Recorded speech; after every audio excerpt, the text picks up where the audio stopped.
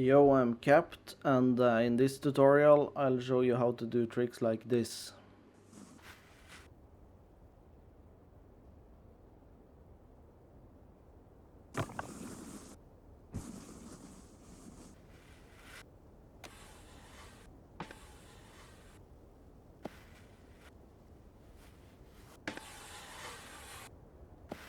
So I'll be starting with a good way to get speed. If there's a spot you're hitting that is either an uphill or flat or just really cramped. So as you probably know, when you press D-pad down, you will set a marker, but that marker will also keep the speed that your rider's going when you set it. So if you, for example, have a spot that you want a downhill to get speed for, all you have to do is go into drone, and you can put down the biggest jump that there is. You can then spawn on the jump, use the speed from the jump, set the marker below the jump, and then use that marker. And when you already have the marker, you have the speed, so you can remove the jump. And once the jump is removed, obviously it won't be there in the replay, and it will just look like you have speed. So you can get a clip without a huge ugly jump in a way, without having a downhill or having to use a winch or snowmobile. You can obviously also just set a marker after using a winch and then remove the winch, which works as well for some spots, but some spots are like really cramped and you want to get the speed from like a huge kicker that you place down. But then again, you can set a marker and remove the kicker. So yeah, that's tip number 1.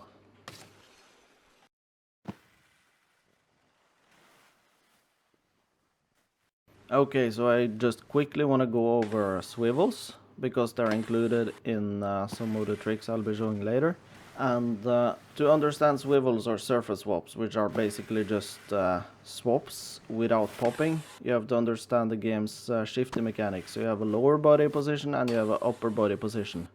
So if your upper body is in another position than the lower body, you can still twist the lower body to get the board pointing where you want. And the swivels are basically shifting on the rail. So to do a 270 continuing swivel, you will set a 450 onto the rail, you will hold it back with the shifty at 270, and then you'll shifty the last part after landing on the rail. So you'll set the 450, hold it back, and then continue to shifty.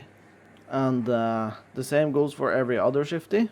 What you need to do is you need to set a rotation going the way you want to shifty, hold it back, and then shifty the remaining way. It's basically a late spin, like shifty back and a late spin. That's how you shifty.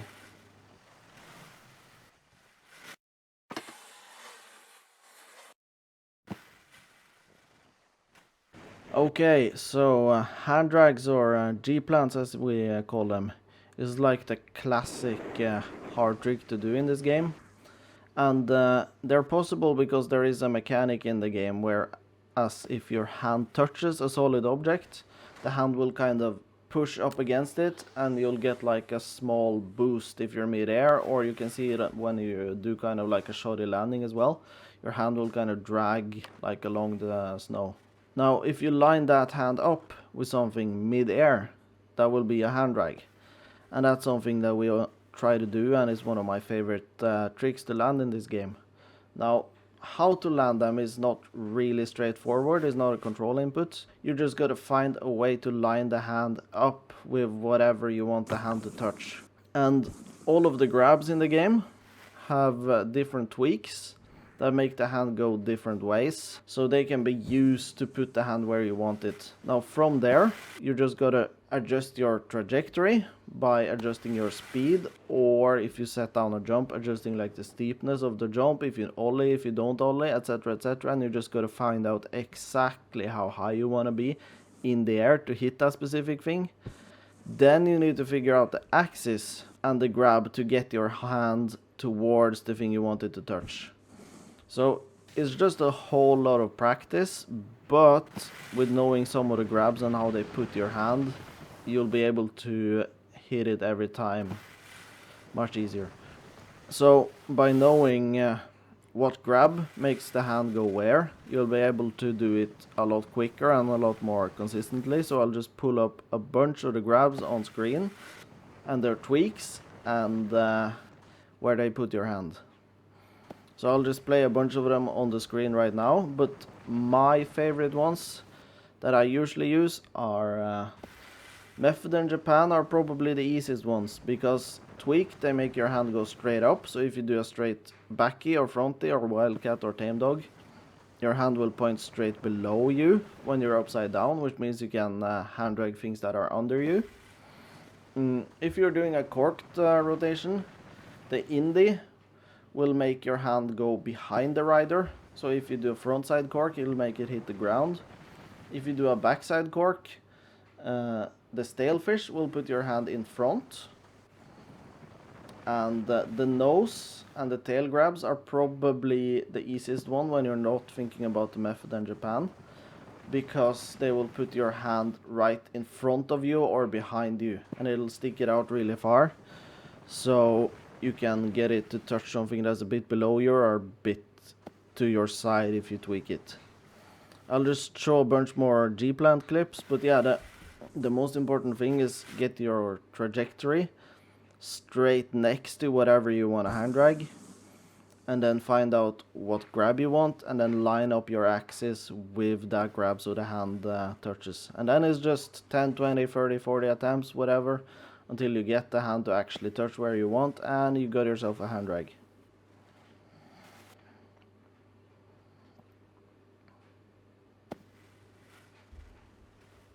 So now we're going into the things that really excite me, and what made this whole project possible.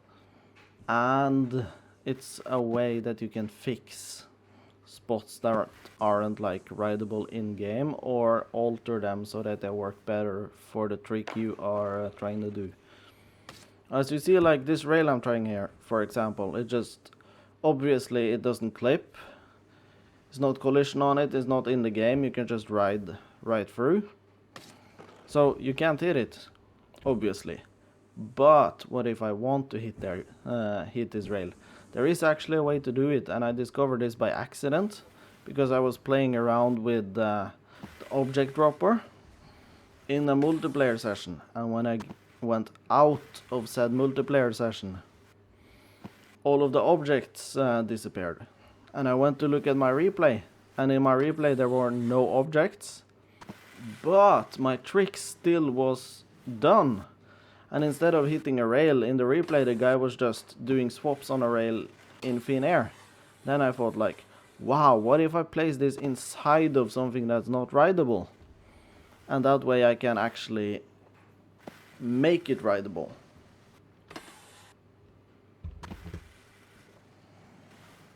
So again, here's a spot that's not possible to ride vanilla, like you just go straight through. What you can do is you can go into the object dropper, like I went into the drone here. Now I'm going in to the menu, and I'm gonna look for a rail that fits. It's probably gonna be one of these two, one of the smaller ones. They might not fit exactly, but just make it work as well as you can. Put it inside the object you want to hit. Now obviously there's a huge red rail there, which you don't want. But after I hit this rail, like this, for example, go into the replay. Now, while in the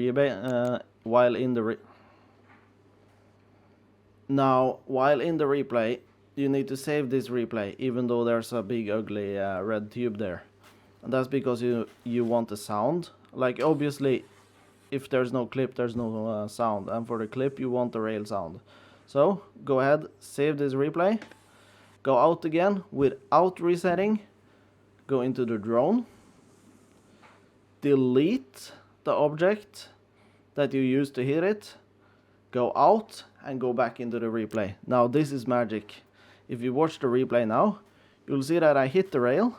It looks like I hit the original rail there, but there's no sound. So you have to splice these two clips in post. to get the rail sound and to get the clip without the ugly red tube.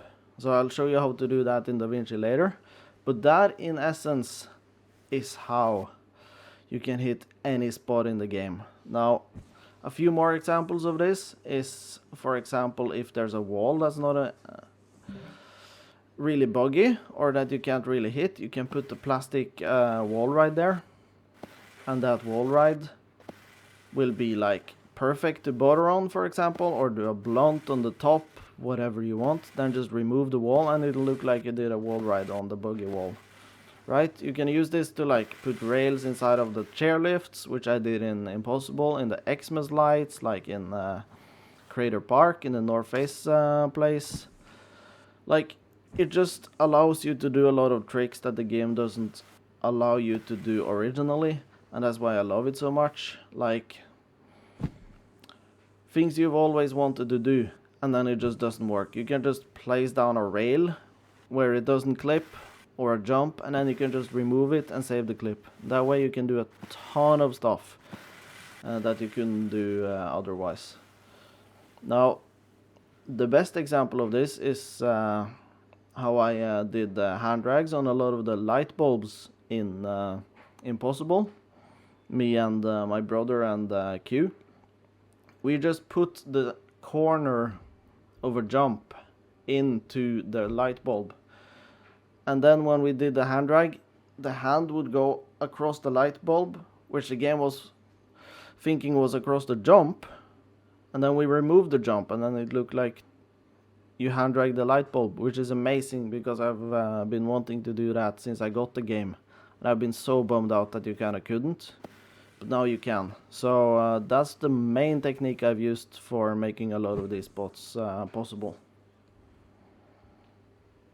Okay, so we're here in DaVinci Resolve, which is my preferred editing software. Now, I assume if you want to do this for a movie or a clip, you already know kind of how to edit, so I won't go into that. But I've got 2 example clips here that I pulled from the tutorial.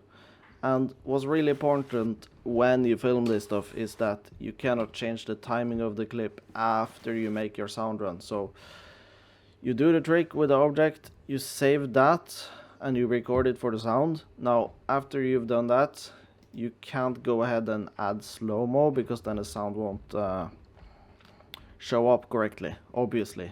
So if you crop this one to the first keyframe of the replay and this one, putting them right over each other and playing should sync the sound perfectly. Or at least good enough so that no one will notice it. Okay, so another way, if for some reason you added slow-mo or you didn't line up the clips properly, let's say they start at a different interval, like this. The best way I found to still sync the sound is to look for the landing sound right here. Here is right here, but obviously listen to the clip and see where the keyframe is going. So if you have identified the landing, you can zoom in and you can move the sound clip to match it frame by frame. So as closely as possible, like you see, it's not always exact, but this isn't a difference you'll be able to tell once you've completed the clip and stitched it together. So obviously you'll want to do the same thing, unlink both clips, delete the video of the sound run, delete the sound of the video run. Make sure these don't get moved before you link them. Crop them down and link the clips. And then again, you'll have a clip without the rail, but with the sound. So that's some techniques that I've used. I really hope that you can be super creative with this. I've hated holding this shit back, but I wanted the movie to have like maximum shock value. But I'm super stoked to share this, and I hope everybody knowing about this will make this season a lot more creative. I hope all of you got some dream spots that you'll finally be able to hit up, and I can't wait to see all the stuff that you'll be sharing. All of the weird, crazy things that are suddenly possible that I haven't thought of. So I hope you enjoyed this little tutorial, and I'll see you in the next video. Thank you very much.